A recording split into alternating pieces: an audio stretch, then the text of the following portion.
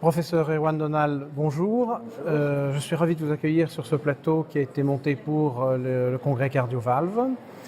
Au cours de ce congrès, vous êtes intervenu dans le domaine de l'évaluation par imagerie du MitraClip, du clip valvulaire mitral. Donc j'aurais une première question. Aujourd'hui, quelle est la place de l'échographie, de l'échocardiographie, déjà dans le bilan préalable de ce qui va être la procédure? Eh bien, l'échographie est fondamentale dans la mesure où on voit le patient bien en amont, on évalue le remodelage du ventricule gauche, on évalue le patient au stade où il développe de l'insuffisance cardiaque, au stade où on se pose la question de la resynchronisation et on voit apparaître la fuite mitrale si elle doit apparaître. On voit l'anatomie de la valve mitrale, on voit les conséquences sur le remodelage ventriculaire gauche de cette fuite mitrale. Donc on évalue bien le patient dans sa globalité. Souvent ce patient est symptomatique et donc on a envie de lui proposer quelque chose de plus que les médicaments et ou la resynchronisation. Et donc on se pose la question du clip mitral, on fait le bilan lésionnel, le bilan de faisabilité de la technique. Et donc avec un peu d'expérience, on arrive à prédire le succès ou l'absence de succès d'un traitement de la fuite mitrale par un clip mitral. Donc on travaille beaucoup sur l'amont, sur la prédiction de la faisabilité du geste. Quand on parle de prédiction de succès, on parle de la prédiction, je vais dire en termes de fuite ou à plus long terme sur la morbimortalité. Alors effectivement la question est excellente dans la mesure où on n'a pour l'instant pas les résultats d'études de morbimortalité dans les IM secondaires, puisque l'étude COAPT sera communiquée en 2017 et MITRA-FR, je l'espère, en 2018. Ce qui est certain néanmoins, d'après les registres, c'est que quand on traite ces fuites mitrales secondaires à des cardiomyopathies, on améliore nettement pour beaucoup de patients la symptomatologie fonctionnelle et donc pour l'instant on le fait dans ce cadre-là pour améliorer les symptômes. Est-ce qu'on peut espérer aussi, je ne dis pas ça par hasard parce qu'il y a une étude qui l'a montré, est-ce qu'on peut espérer améliorer aussi le remodelage et peut-être la susceptibilité rythmique de ces patients? Tout à fait, c'est vrai qu'on s'intéresse beaucoup à ça et ça nous permet de passer un message, si j'ose dire, c'est qu'il faut étudier les patients insuffisants cardiaques, il faut analyser les valves mitrales des patients insuffisants cardiaques. Avoir une fuite mitrale chez un insuffisant cardiaque, c'est associé à un pronostic plus péjoratif que de ne pas avoir de fuite mitrale.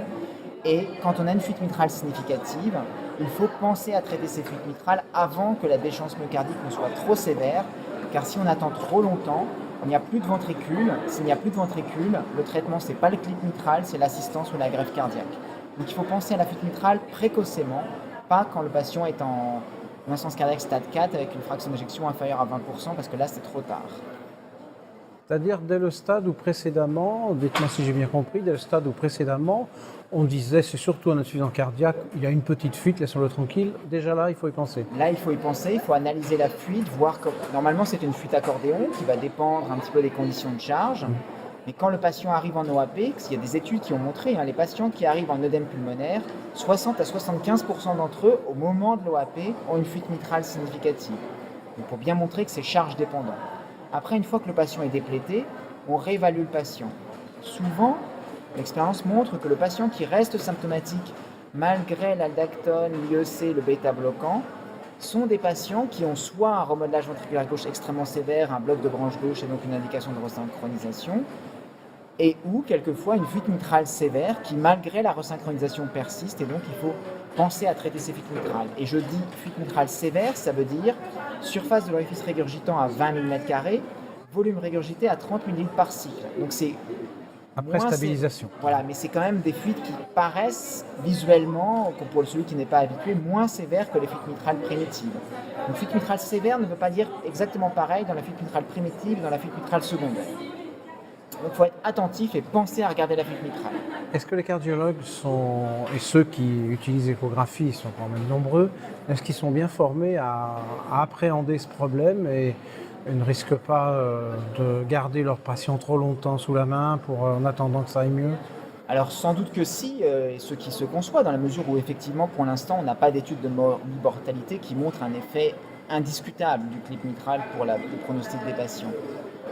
Mon propos là est plutôt de sensibiliser les cardiologues au sens large sur le fait qu'un patient qui a une CMD, un patient qui a une cardiomyopathie ischémique, quand il a une fuite mitrale, on doit être un tout petit peu plus attentif que s'il n'y a pas de fuite mitrale.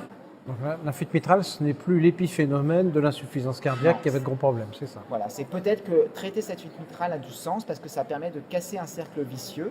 La fuite mitrale favorisant le remodelage, Et si ouais. on ferme la fuite mitrale, on va freiner le remodelage et donc peut-être voir les ventricules s'améliorer en partie. Quand est-ce qu'on attend les résultats de MitraClip? Alors pour MITRA-FR, l'étude française, il faudrait demander à M. Obadia qui est le principal investigateur, mais je pense qu'en 2018, on devrait avoir des résultats, enfin j'espère. Et l'étude COAPT, qui est une étude un peu similaire qui a lieu aux États-Unis, les résultats seront communiqués en 2017, peut-être à la CC, peut-être à la HA, ça on ne sait pas encore. Ce qu'on sait, c'est qu'il y a 555 patients qui ont été inclus à ce jour et que donc il y aura probablement des résultats en 2017.